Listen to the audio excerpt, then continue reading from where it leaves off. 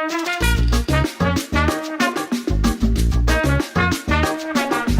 Oh my God, girl. Sawadee-ka! Sawadee-ka! Happy New Year! Happy New Year. Girl, March na. Happy Women's Month. Happy Women's Girl, Month. happy women. First of all, I would just like to start the podcast by saying trans women are women. Grabe, no? Parang hindi. Ay! Okay, sabi... The rejectionist sa hanay ng mga trans woman, Lakan O'Malley. You heard it here first.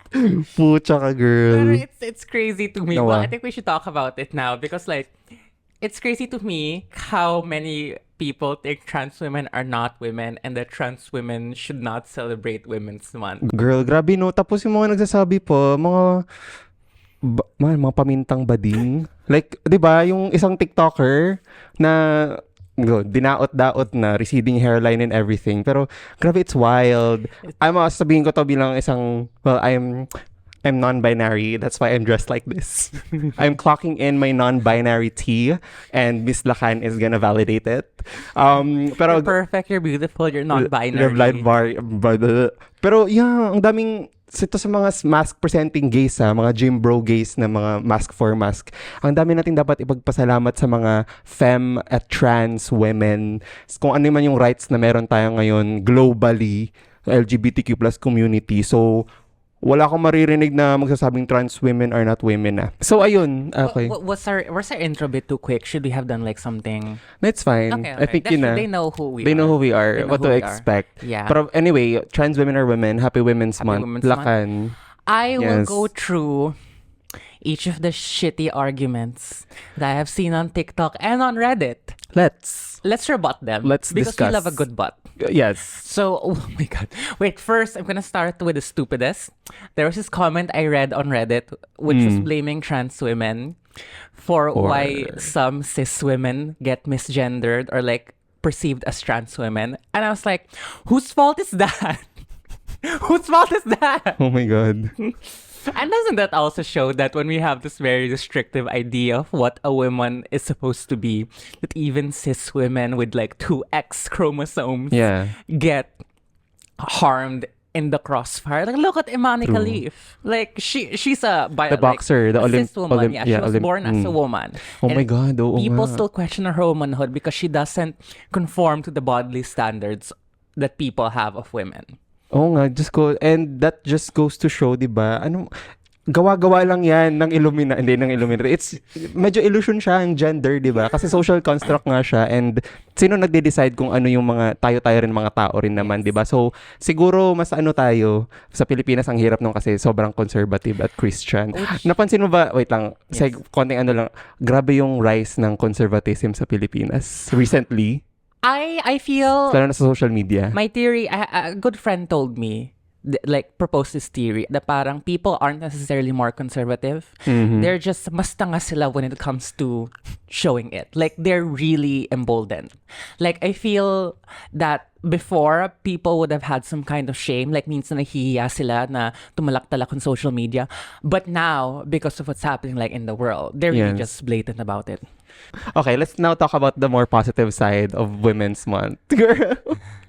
Pero yun, daming issue, no? Daming issue. Wait, I want to bring up another really stupid argument I saw.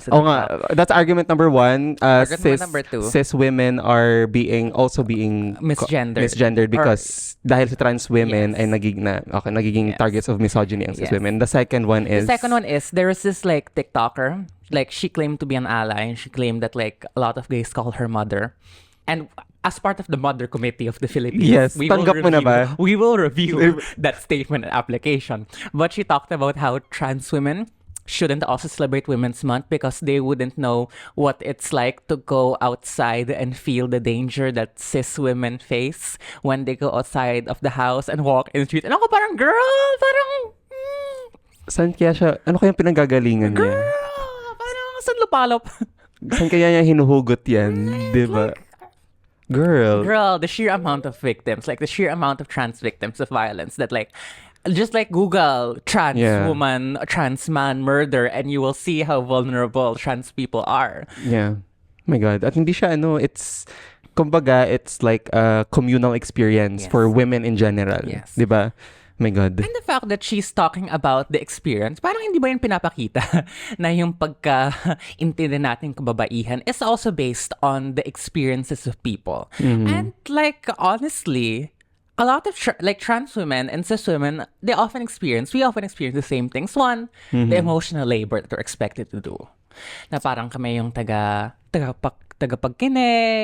taga-intindi, taga-organize. Mothers, to be honest. Taga-process ng mga iba't ibang problema ng mga kaibigan na pamilya natin, which is good, which is fine, but it can be tiring. And becomes extra tiring for trans women kasi ginagawa namin itong lahat while at the same time having to defend our own womanhood. Your existence.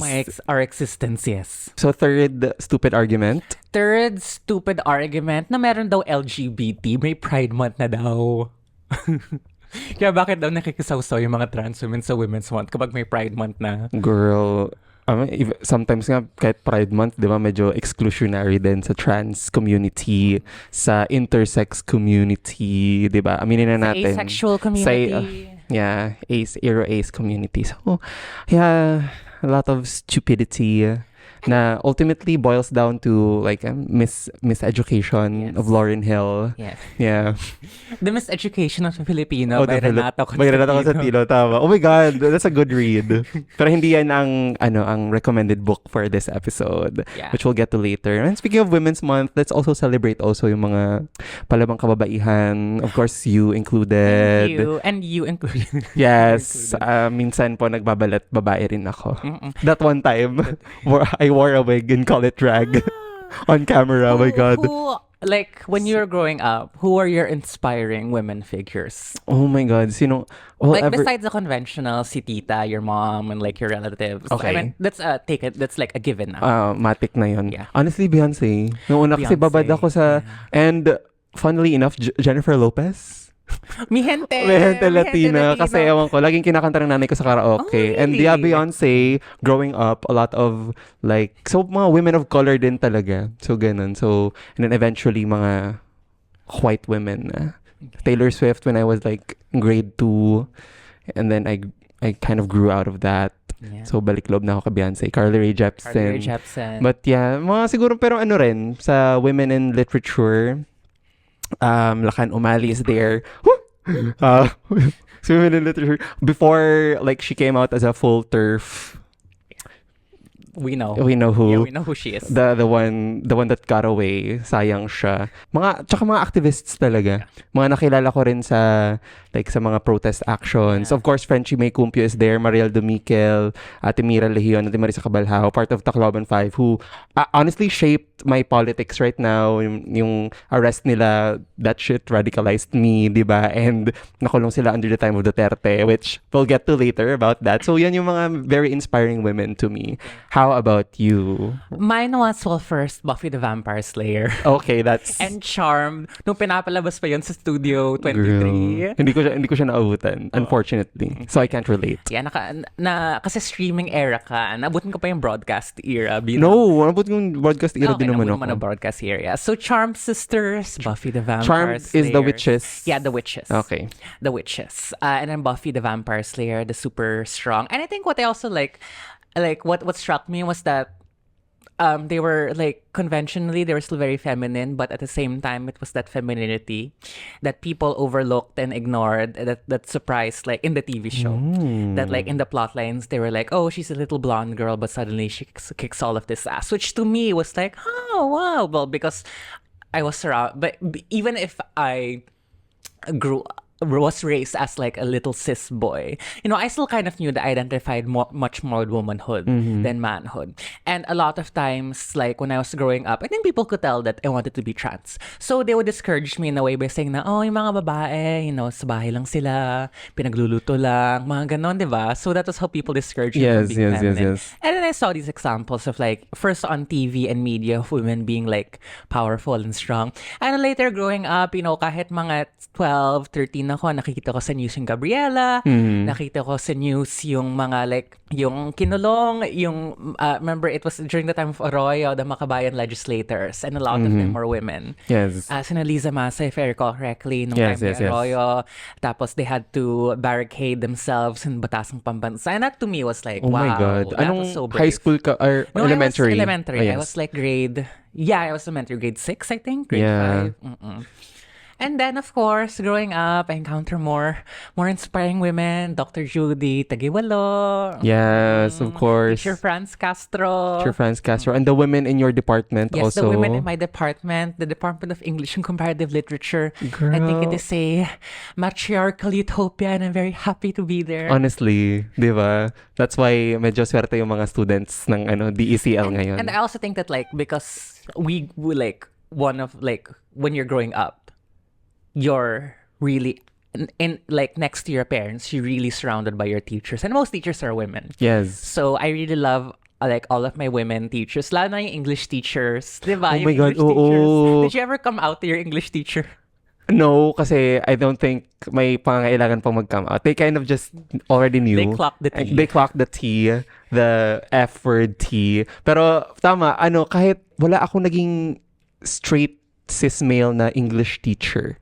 At nare-recall ko, yeah, one of them died also. Oh my God. Pero rest in peace po.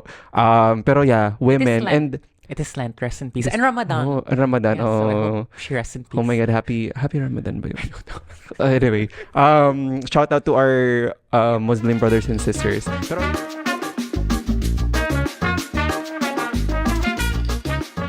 Hi, divas! You know we like a lot of things. Short kings. Fruits. And supporting small businesses. Which is why this episode is sponsored by Riot Girl. Otherwise known as Riot Grill. Yes, alam mo Lakan, ang daming binebenta masasarap dito sa Riot Grill. Like ikaw. Well, I'm not for sale, diva. How dare you? Like education, not for sale. Exactly. Pero dito sa Riot Grill, alam niyo kung ano meron. Ito, kita niyo to, a Riot Burger with cheese. Tikman nga natin, Lakan. Okay, sis. Ikaw sa harap, Subo mo ako sa- sa likod. Sige, Okay, sige. okay. Mamaya Subukan ikaw na? sa likod. Subukan na? Subo mo sa Okay. akin. So, obviously may cheese siya. Kasi Riot Burger with cheese siya. Diba? Malaman? Malaman. The patty is made from chicken.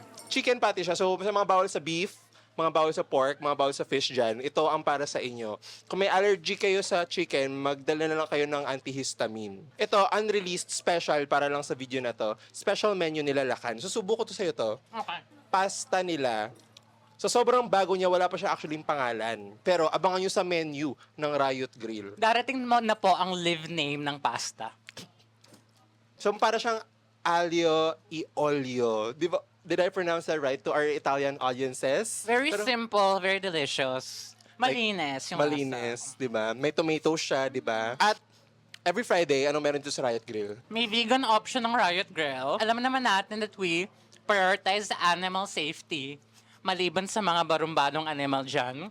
So, if you love animals, you should go to Riot Grill on Fridays because they have a vegan option. Yeah, Vegan Fridays ang tawag nila. Ngayon, saan ang Riot Grill? Kanina pa kami kain ng kain dito, di nyo alam kung saan yung Riot Grill.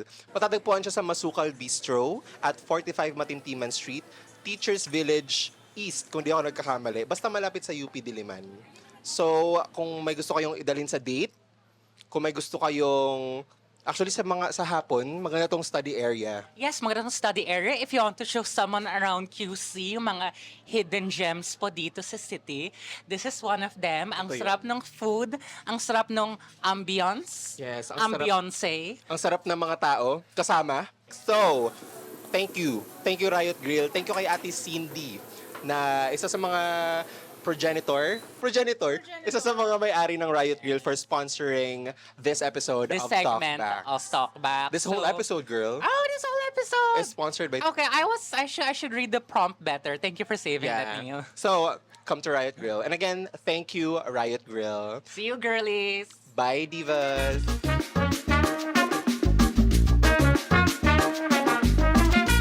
And then of course, shout out also to our mothers. Hi, Mom. Hi, Nay. I hope you're proud of me, of this podcast, of us. Your mom is also great, of course. Yes, Grabe, I love so my welcoming. mom. I love my mom. Kasama mo nung tinanggap mo yung Palangka Award. I hope she realizes how many like gay grandkids she has. How many twink grandkids she has. Honestly. With the amount of Honestly. people who call her daughter mother. Honestly, oh my God. And sobrang welcoming talaga ng mom mo rin sa mga lahat ng friends mo. I like growing up. Well, like growing up, I don't know if you notice this, but like for example, in a lot of media, people would dismiss the role of mothers na parang, ay, hindi naman yan totoong trabaho. It's not a real job. Oo, nasa bahay lang siya, Nasa bahay lang ganun. siya. Lagi naglilinis, naghuhugas, nag-aalaga sa asawa. Which, Diyos ko, di ba, may ganong, parang, what's this called? May ganong discourse ngayon, di ba, on domestic work as unpaid labor. Yes. Na Care work as unpaid labor talaga na mula pagkabata natin. Naranasan na natin mula sa mga women and sometimes men in our lives, but are not treated as like valid or legitimate labor. Yes. Even men who prefer to do care work, like they're looked down upon because they don't have a quote unquote real job. Yeah. I learned this very interesting concept from a scholar from Hong Kong. It's called the chain of care. So basically the chain of care is like the process of caring that like exists to maintain society in general. So like, for example, sa bahay, sa nagsisimula yung care sa nanay or sa kasambahay. Because the house help or the mom starts a chain of care, then eventually like the father or the man who works, he's able to take care of the workplace or of his boss, and the boss is able to take, I don't want to say take care, but like is able to circulate the economy.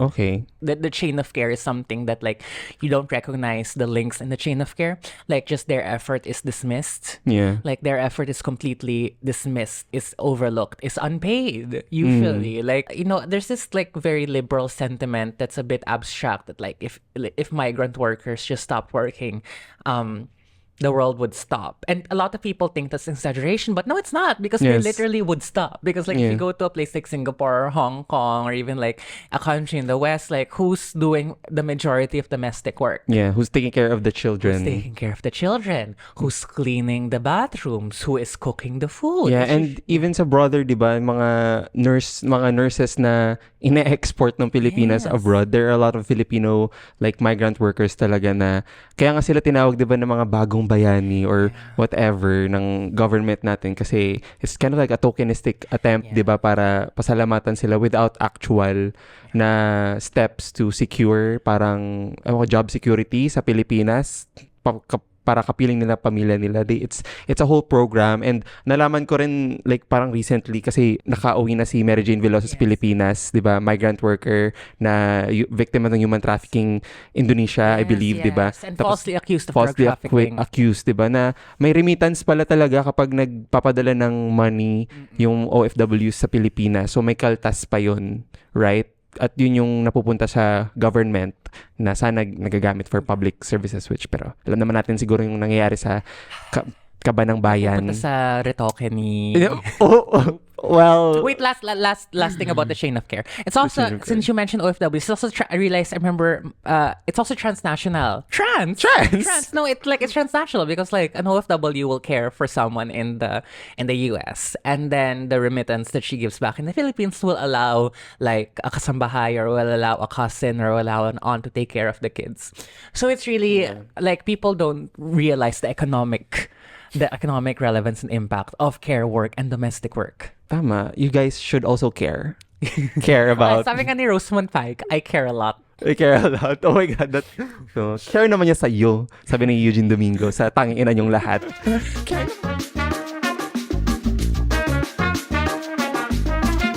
Facilitate. Alam mo yung nagko-comment na sa kaya ko pinush din yung shoot natin today kasi may nagko-comment na sa mga lumang reels natin na waiting for the next episode, so para naka-pressure. Oh my God, so thank you for supporting the pod. Apparently people are watching us in the United States. Oh my God, shout out to the OFWs. Yeah, and shout out to the very brave US. organizers in the United States who are organizing for genuinely progressive causes in the belly of the beast. Oh my God, yung mga deportation. It's crazy. Like it's crazy. Like did you see that like he's a Palestinian green card holder in the United Oh my God, States? yung student ba siya sa Columbia? Yes, in Columbia University. And he's going to get deported just for protesting for Palestine. Like the precedent that sets, it's really scary. I'm gonna share something with you. Nung bata pa ako, nung maliit na chikiting pa ako, gusto ko talaga maging journalist. And then, nung bata pa ako, yung dream ko talaga was to go to Columbia University kasi parang sila talaga yung, di ba, tuk-tuk ng journalism schools in the United States. Yeah, Okay. yeah. They have like a really Good program. great reputation for being one of the best journalist schools in the world. And now we see what's happening in Columbia. Talaga inaabandon na talaga yung mga estudyante who are pro-Palestine. Like, there was this article I read where like the dean of the school literally told students, not the dean of the journalism school, like one of the deans of the schools in Columbia, like he literally told students, you're on your own, no one's gonna defend you. And that's so scary. Like, girl, imagine if yung presidente ng UP, nung Diliman Commune told people na parang you're on your own, walang gagawa yung UP para protektahan kayo. Parang nangyayari din yan ngayon sa UP. I mean, hindi lang sa UP, marami pa lang universities. It's sad. So it's really up to the community of universities. The Columbia administrators, alam nila na yung lakas nasa mga estudyante talaga, kaya they're bringing in the police. Which is so brutal. They're literally bringing in the police to arrest and repress students. Like, what kind of evil? Girl. Like, what kind of Sue Sylvester beefing do you have? Girl. Well, speaking of, bringing in the police and arresting. You're very arresting. You too, girl. Thank you. Simba ko lang, hindi ibang klaseng arrest yung mangyari. Pero, girl, sino yung nakulong recently ng Interpol? Girl, it happened, finally. Like, I was at a Where were you? workshop on Wednesday. I was at like a workshop. I was like at a workshop like on Wednesday. And I remember we were all just like, oh my God, sorry guys, di kami nakabasa kasi we were all nakatutok talaga sa news. Yes. Yeah. Girl, tama. Nasa gitna kami ng meeting nun. Yeah. When it erupted. So, yeah, when it erupted. So, parang we cut the meeting short. Kasi, girl, You had to open the champagne. we had to... Toast to each other. The figurative champagne kasi syempre trabaho. Yeah, and Nag-cover also, coverage. walang perang AlterMidya. So. Well, yes. So, sari-sarili. Pero, girl, oh my God, Duterte finally arrested. I'm saying this as a victim of the Duterte administration. Well, yes. Yeah. Dasurv. Would you like to remind the audience what the man did to you? Oh my God. So, that man, he beat me up. He slit my throat. He threw you in the ditch. He threw me in the dish. So, galing akong, galing ako, Eastern Visayas, di ba? And 2019, just before the pandemic hit, di ba? Nag-college ako, I became an activist, di ba? Tapos yung situation kasi dun sa amin, there were these, like, memorandum orders na the policies basically na increased militarization sa province ng Samar to supposedly quell the rebellion, the revolution happening, the civil war happening. So sa tatlo yan, Memorandum Order number 32 yung policy, Samar province, sa Bicol and sa Negros, the island of Negros. So nung nag-college ako, nalaman ko na may ganun pala. So I was like, oh my God, I never knew. Tapos kadalasan, di ba, so supposedly mga NPA yung uubusin nila na hindi naman nila maubos-ubos. Di ba kung anong dami-dami na nangyari. Pero yung farmers, yung nagbe-bear ng brunt, yung natatarget talaga. Like civilian farmers, either binabomb yung mga farmlands nila or pinipilit silang sumurrender as NPA kahit wala silang kinalaman. Tapos nangyari yung 2020, February, 5 of my friends were arrested. Yun na nga sila, Frenchie, di ba? Tacloban 5. The Tacloban 5. That's February 7. Oh my God, 5 years na. More than 5 years na nangyari. And until now, active pa rin yung cases. And 3 of them, Ate Frenchie, Ate Maya, and Kuya Chokoy are still in jail. Oh my God. Diba? And dagdag ng kaso para to keep them in jail. So, aside from the traumatic emotional experience, under the lockdown, 2021, like, I was forced to leave my home. Nag-aaral ako noon na, like, the remote learning era. Girl, that was a whole other world. Traumatic experience dahil sa Duterte administration. Kasi tayo yung patong-patong pa yung trauma, no? Tayo yung pinakamatagal na lockdown na country, di ba, sa buong mundo. Pero the most absurd lockdown. The most absurd. I remember February 2021 noon, sinit down ako ng lola ko dun sa table nila. Sinabi ng lola ko, gusto kong kausapin ng mga militar. Kasi apparently, na napicturan ako dun sa bahay ng lola ko sa may balcony na nagbabasa ng book. Kasi magandang tambayan dun sa may balcony. What was the book though? I can't remember. I think it was 100 Years Solitude. Latina. So, yun. Kasi sa tapat nung bahay nila may restaurant. Tapos, apparently, pinicturean ako dun. Tapos, gusto lang kausapin. May ipapaharap daw sila sa akin na former NPA. Tapos, may sinabi pa raw sila sa lola ko na yung mga kasamahan ko raw dati, nahuli na raw nila, ganun. That's when I decided. Chinot ko nanay ko, anong gawin? So, punta muna ako Manila, ganun. So, kaya ako napadpad dito. And, yung lola ko na nag-break sa akin ng news na yun, she died in 2023, right? So, hindi rin ako nakauwi para sa funeral niya. Kasi, red tagging talaga doon. So, di ba, until now, hindi pa rin safe umuwi para sa akin. So, and it all started under his administration. And what was I doing? Girl, I was just, concerned about my fellow my friends, and also the farmers in Eastern Visayas, my God. So, and you were just reading 100 Years of Solitude. I was just reading, girl. I was studying. So, kaya rin hindi na ako nakapagtapos ng pag-aaral dahil kay Duterte. So, but anyway, girls, imagine that. Imagine also defending such a person. Such atrocities. Such an administration. Well, like...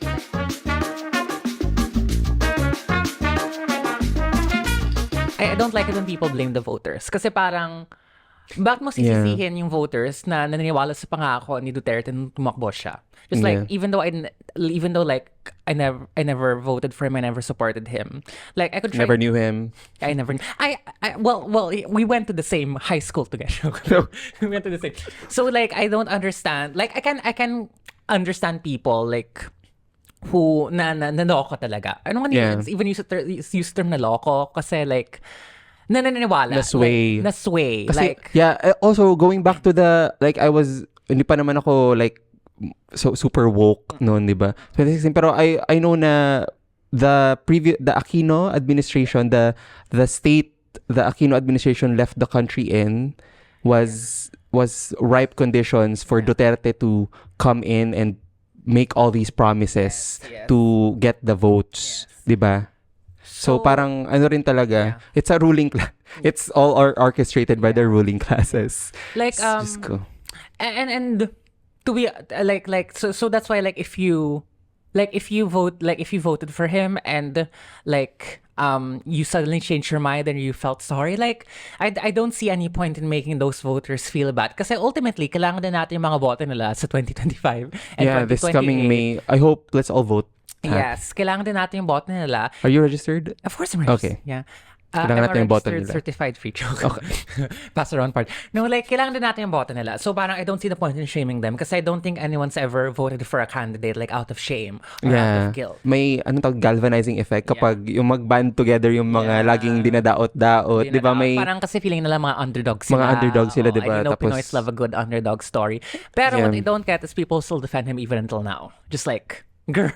Yeah. Ano sa lahat ng nangyayari? Ang nakikita ko ngayon, of course, social media is, it's an illusion, di ba? Hindi natin mapagkakatiwalaan kung genuine ba yung mga nasa comment section ng mga video. Pero yung nakikita ko narrative ngayon sa mga comment section, lalo na kapag sa usapin ng war on drugs, tapos yung mga mothers of victims yung yung sinasabi na mga addict naman yung mga anak niyo mga ganun, 'di ba? Tapos yung laging kino-comments yung mga achievements during the Duterte administration. Girl, let's just remember that that's literally their job. That's the bare minimum that they have to do to make the lives of the citizens better. So parang okay yun, gets ko yun yung hangaan mo kasi maraming achievements daw, pero let's also look at the underlying kung bakit sila nagpapabango. And also, Kaya, I remembered my good friend Chad who was killed under Duterte, who was killed by the military. Just before the elections in 2022. It was February 2022. February. I distinctly remember that day kasi yung pagkapatay sa kanya, it wasn't broken, like the news wasn't broken by yung mga more trusted media outlets. It was really broken by lahat ng mga propaganda pages ng like AFP, PNP. So parang hindi ako naniniwala. Kasi parang fake news lang to against Chad because he was really targeted by the Duterte administration. demonstration. Do you remember where you were? I was at home and I was like, when I was hearing more from my friends that they're still confirmed with the news, I was like, fuck, they have something to confirm. Nandun ako on ground kasi EDSA Aniv nun. Tapos dun ko narinig yung news. Oh my God, Chad. So, sana, oh my God, na-imagine ko yung mga tweets ni Chad ngayon. Ngayon sa ngayon yung panahon. The cloud chaser, I missed him. That was like, that was terrible, but also remember the days when, like, grabe, it was just like, you could see the inhumanity in people. Na parang mga comment ko sa kanya, like, the worst kinds of comments na I don't want to repeat here kasi parang nakakakilabo talaga siya. Yeah. Like, the sheer cruelty that people, like, hindi sapat na patay na siya. Kailangan nila bastusin yung alaala niya. They have to, like, ruin his name, ruin his memory. Yeah, pero a lot of people love Chad. Yeah, a lot of people love Chad. Like, and they, they still love him. Kaya nung nakita ko si Lorraine Badoy na umiyak ako, parang mga deserve bakla. Nagbe-beatbox ka mo. So, ikaw ba, Lakan, during, like, Duterte time, meron ka bang harrowing, bukod sa nangyari kay Chad, of course, meron ka bang mga experiences during, kasi I was part of the student council. I was part of student council then. And I remember in around 2017, the PNP, they assaulted a lot of indigenous protesters. Like one of my old, not really colleagues, but like this indigenous activist I would work with before to like host events in UP. Like she was like hit by a police car and she had to go to the hospital. Oh, yung rally yan sa may... Yeah, it was a rally that was protesting for... Embassy ba yan? Yeah, US embassy? They were protesting for an independent foreign policy. Oh yeah, we have footage of that. Yeah. And even like the...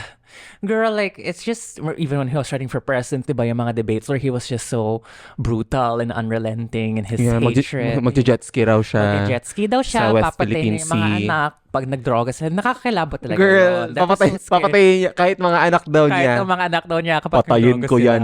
Mag-drug sila. Well... Sheer machismo.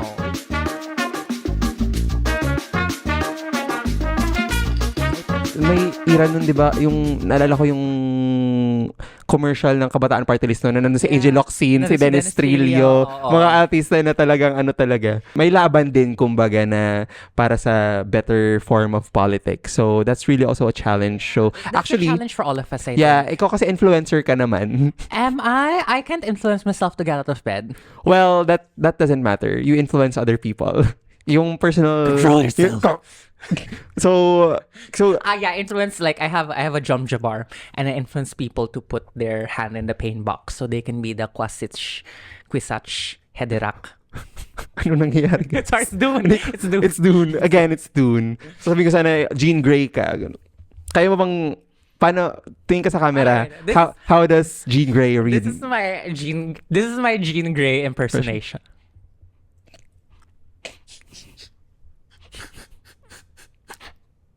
Influencer, di ba?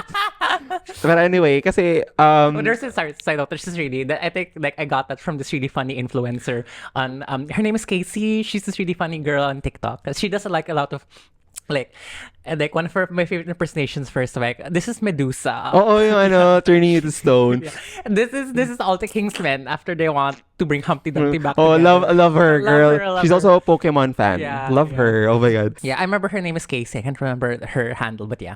And anyway, because you're an influencer and right now you're doing some exciting things. So sinisegue ko na i-plug mo na yung mga events mo for this month. So, anong naka-line up sa'yo this month, Lakan? Okay, so, I have an event in Cinepop on March 22. What a year, Lemon. I have an event in Cinepop. What a year. On March 22, I'm doing a poetry reading. What time? 1 onwards. 1 p.m. onwards. The whole event. And then Transmedia, which is a media collective of trans people. Oh.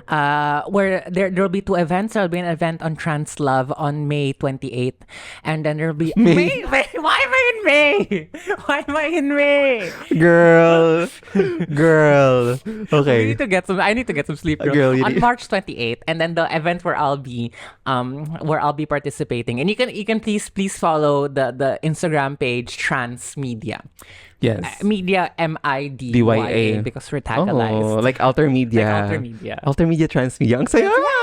Okay. Ano kaya susunod na next? Non-binary media? NB Media. NB Media. Oh, dapat my may God. ganon. Dapat may ganon. March 22 and 28, but the one that I'll be part of, but of course I'll attend the March 28. The one I'll be a part of is called Transpower. It's gonna be on March 30. I'm gonna be hosting a variety show with our good friend Pit Shabu. Pete Shabu! Oh my God. Stream. Yeah, Stream I think the only one who's gotten a perfect 5-star review from Rolling Stone Philippines. Her album. Yeah, her oh my album. God, I love that album. Yeah. Grabe siya pag umaga. Gusto ko siyang pakinggan kasi parang yeah, tapos biglang nakadede ka na. I wish. Sure. So that's saan yung sa variety show? Variety show is in Rizal. There's Rizal Writer Studio. So medyo sa Region 4A. Rizal. Okay. 4A. Yeah, 4A. Para layo-layo, no? Yeah. Pero sa Rizal, I think nakita ko yung pub sa San Mateo. Yes. San Mateo banda. Okay. So, alam niyo na, guys. I hope you all go. It's gonna be very fun. If you're an egg, it'll help you crack. Kung may doubts po kayo sa inyong gender identity, we'll decide for you. Tama. There will be a panel. There will be a panel of mothers. There will be a peer review. There will be a review to get we will decide your gender for you. To get your non-binary T clocked and verified. In conjunction to our previous topic, you know what I was doing lately? What? I was Googling Duterte's age. To see if how old she's 20, so she's an adult. Like when you were 20, you were sat down and your life was threatened. So I think it's okay to just shade her a little bit. Like, girl, how stupid? I'm sorry, how stupid can you be that you post highlights of yourself smoking weed in your dump account? Yeah, tapos yung pangalan pa nung highlight na yun, Kilakush something, Kilakush la. Not catching strays. Oh my God, girl! Ang dami ng ang dami na nangyari kay Kilakush. Pero anyway, grabe no. It really just goes to show sino yung exempted. Yeah. Kasi nagka-war on drugs. So, sabi nito, papatayin niya yung kahit mga anak niya ako mag-drugs, patayin ko yan. Pero tingnan mo yung ngayon. I meant, of course, like out of context, it's just like a young girl who's like smoking weed, which is like fine. It's just that it's understandable people are angry because like, my God, you're the daughter of the your father or grandfather? Father. Like your father was the architect of the biggest and most violent drug war in the country, and then I think it just shows that there's one rule for the rich and there's one rule for everyone else. Yeah. There's one law for the people in power and another law for everyone else. And then she posted that story of like the one where her sweater was ripped, and then she was like, "This is the violence that I'm facing." Girl, just don't buy from Shine. I'm sure you can afford Zara or like Uniqlo. They have get something custom. Good material. Get something custom. Yeah.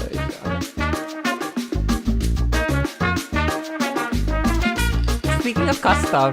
Girl, speaking of custom also, kasi Women's Month pa rin naman ngayon, and we support like women in business, lalo na ethical business. Small businesses. We're wearing pieces from Helga Crafts. From Helga's Crafts. Helga Crafts. Okay. Helga Crafts na meron silang mainstay na store sa Corner 26. Yes. That's in Mapagkawang Gawa Street, corner Maalalahanin. Sa Corner 26 yung store. Meron sila dong isang buong room full of like jewelry at iba-ibang pop-up stores pa. Yeah. Ang ganda nung mo. Yeah, ang ganda na. It's a custom necklace and it's like very affordable. And like Helga, we'll call her Helga now. I don't know if she wants to Ate Ayla. Okay, so we can say her real name. Yeah. Ate Ayla. She really knows her stuff. Like she really knows her stuff. She knows like what materials will work for you. She really sources the best materials, which is also really important because like, you know me, Neil. You know I get into my Wikipedia research rabbit hole depending on the topic I really want. And the other night, the topic I really wanted to research on was on jewelry brands and jewelry stores. Yeah. So I went into a very deep dive on Reddit, and apparently, like a lot of like big jewelry stores in the Philippines, they drop ship their items from like China. Oh. Yeah, and like you can find like, for example, like a necklace which is being sold for 2K. You can find it for like 160 pesos on Shopee. And it's basically the same. I was like, oh, okay, that kind of makes sense. So like, and that kind of makes sense because like I remember following some TikTok accounts of like these beauty influencers, and they also talk about that problem that like they don't trust jewelry makers until they actually like see them crafted by hand. And Ate Isla crafts it by hand. So I trust her. Handcraft. So I trust her. Yeah. So that's Helga Crafts. You can follow them also on Instagram. Yeah. Also, Corner 26 is really nice. Corner 26. There's deadly coffee there. Yeah, you've been? I've been, yes, because when I went to pick up the necklaces I had repaired, I decided I'm going to get some coffee. I'm going to get some cheese. And the cheese was so good. Like, oh my God, the cheese made me so happy. And the coffee, okay. Okay. So this is not sponsored, by the way. We just really love it. Like, I just realized a lot of things, Neil. Like, ang dami, like, ang hirap talaga ng mundo. Ang gulo ng mundo. Lalo na ngayon na parang nagbabanggaan sina Duterte and Marcos. And of course, it's very important to be engaged in that and to be on guard to make sure that the Marcoses don't rehabilitate themselves as these saviors from the Dutertes when they're both equally bad and they're both collaborators. So parang amidst all of that stress, it's nice to have those little joys like cheese. Yeah, and coffee. And handcrafted jewelry. Bespoke. Flowers. Didn't Helga have that collaboration? Yeah, sa Coramina, yung flower store sa baba ng Corner 26. That's true. So I think it's important to also keep that kind of that happiness amidst all of the stress in the world, but to also not lose sight of like the larger problems. So not, and I do think there's a difference between like toxic positivity versus like a healthier positivity.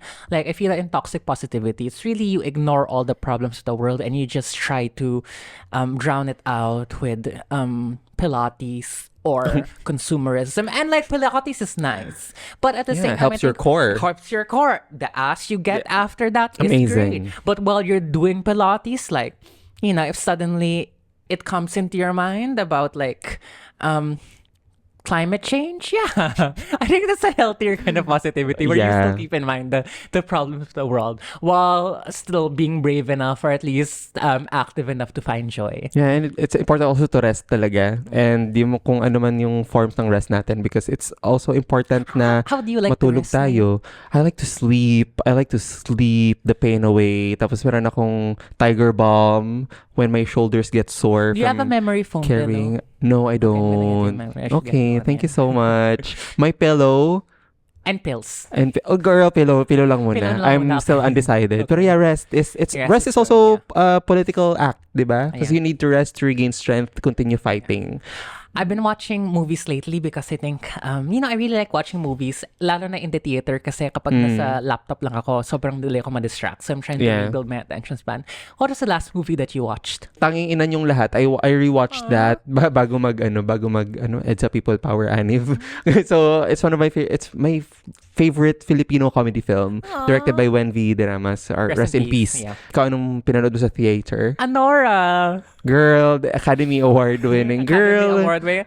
Jealousy is a disease, girls. I'll be chilling in my mansion. Anora, the only cis woman who can say the F word multiple there are many times. cis women, I think. I mean, my best friends, cis women, they can say it anytime. Yeah. Girl, even some gay men should not say the F word. Girl, gay men who claim that trans women are not women, I'm sorry, we're taking away your F word. At saka there's something about, alam mo kapag, even when gay men say the F word, depende sa tono nila, you can say na may maliciousness, na parang gusto ka nilang daot-daotin, tapos parang hindi kayo valid. Girl, lahat tayo pupunta kayong Pierre, no? Wala kayong nasa well, yes. Well, sa init ng panahon ngayon, parang nasa impyerno na rin tayo, di ba? So, girl, alam mo, nung isang araw, nag-angkas ako. And then, I was wearing a dress like this. Like, so kita yung back ko. Yeah. And girl, parang nabilot lang ako sa araw. Girl, parang, I couldn't back. Nasusunog na yung balat ko. So, yeah, we need sunscreen. Yeah. We need sunscreen. Sunscreen is important. But we also need genuine climate justice. Yeah. Kasabay ng pagsa-sunscreen. Kasabay ng pagsa-sunscreen. And using the metal straws.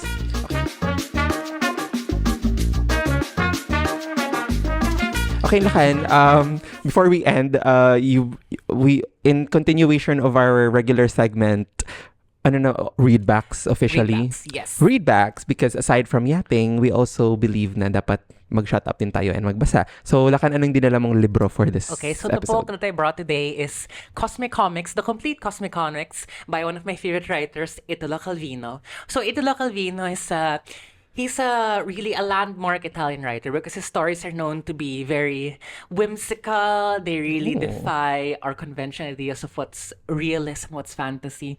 And then this one, Cosmic Comics, it's about this.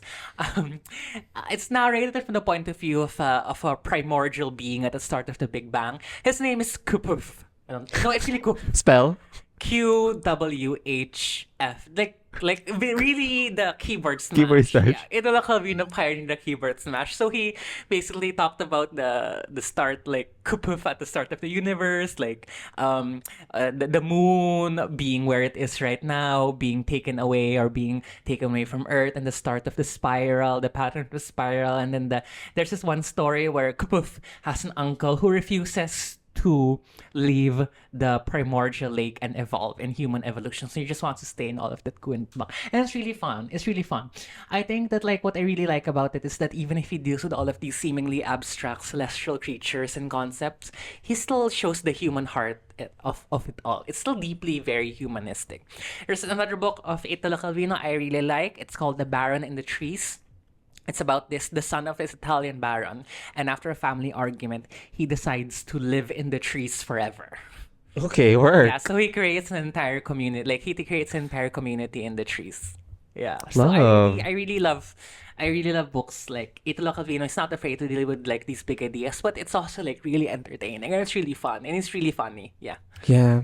So, anthology to? Yes, of his different cosmic comic stories collected over the years. Ooh, let me borrow this sometime. Yes, of course. Pag matapos ko na yung mga ibang pinahiram mo sa aking libro. Girl, okay.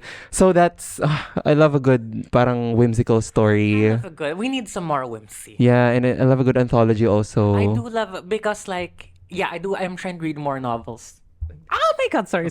I am trying to read more novels though, to maintain my attention span. But I do like a nice short story. I do like a nice Short anthology. king. I do like a nice short king, yes. I do like a nice short in the stock market when you bet against a company. Oh, Industry na naman to, yes, no? it's Yang, industry. Oh no, although there's this Ano Netflix show that I watched recently. It's about this the scandal which brought down a German tech company called Wirecard. And what's interesting is that the Philippines was featured in it because the Philippines was used as like one of the shell companies where Wirecard God. claims they operate. And like when the journalist went to investigate the headquarters in the Philippines, she just found this small farm in Nueva Ecija and this like family that's being paid to receive all of these letters. So I was just like, Philippines mentioned! Philippines mentioned! Pinoy pride! Pinoy What's pride! interesting is that, like, I think some of the, like, it started in the Duterte admin also, and some of the Filipino politicians who were embroiled in that scandal, in the Wirecard scandal, are also currently under fire right now. Girl. Dasurv. What else? What else do you want to say What to else the do you children? wanna say? What else do I want to say? Girl, I just want to say I'm so tired. Girl, you need to eat. Remember Lady Miss K on TikTok? Yeah. It's about the fats. It's about the proteins. It's about the omega-3 fibers. What is there anything that like, is there any food that you've been particularly drawn to right now? Girl, no. I can't even think about food anymore. Okay. I just, the basic na, okay na sa akin may kanin. May kanin, okay. May kanin, may toyo. Okay. Busy. It's, Busy. girl, busy. Busy. What a year. What a year. Girl, what a year. It's You March. are a snack though. Well, you're a whole meal. You're a whole buffet. Whole? Well, yes. Oh, yes. I hate you. No, I love you. I love You know. So anyway, just to cap things off, Happy Women's Month, everyone. Happy Women's Month, everyone. Trans women are women, and dahil Duterte panagutin. it's timely na nakulong or dinala sa ICC si Duterte during Women's Month Yeah. because the misogyny, The macho fascism. the macho girl, yung sinabi niya at one point, barilin sa puke, Oh yung my mga God. babaeng mga rebelde na nahuhulit. Oh my God, girl. Looking like that, saying those things. I hope Laila de Lima is having a good meal right now. Girl. And I hope she's laughing. Girl, Miss Laila, Miss Laila. what do you Guest know on about? the pod. Yeah, come to the pod, Miss Laila. Okay. Oh my God. Okay. So yeah. Yeah, keep safe, everyone. Eat a good meal. We hope to see you on the streets to ensure that justice is brought. Yeah. against Duterte and justice. Yeah. And if you have DDS friends and family, just talk to them. If you need backup, kung kailangan nyo ng rest back, you can just call me. I do love a good debate. Send them this pod. Send them this pod, yeah. Or if you need like a hype girl and like you're trying to convince your family, sorry, and you're trying to convince like your DDS friends or family members, I'll just be in the background and be like, yeah, tama si Sid. Tama si Sid. Parang sama talaga ni Duterte, di ba? Girl, anyway, where can they follow you? They can follow me to the ends of the earth. Where can they follow you? They can follow me follow me wherever I will go. Dali na, anong handle mo? Mag-plug ka naman. Follow her at... Yeah, just follow me at Lakan. With an S, yeah. Jacques Lakan. And follow AlterMidya for more content. Follow this podcast. At Coconut nga pala ako sa ano. Girl, that's a high school handle. So that's very... Hindi ko na mabago kasi may sentimental value na siya. Yeah, it's really nice. It's really nice. Yeah, and anyway, tune into the next episode of Talkbacks. Bye, divas. Bye-bye. See you online. See you on the streets. Trans women are women.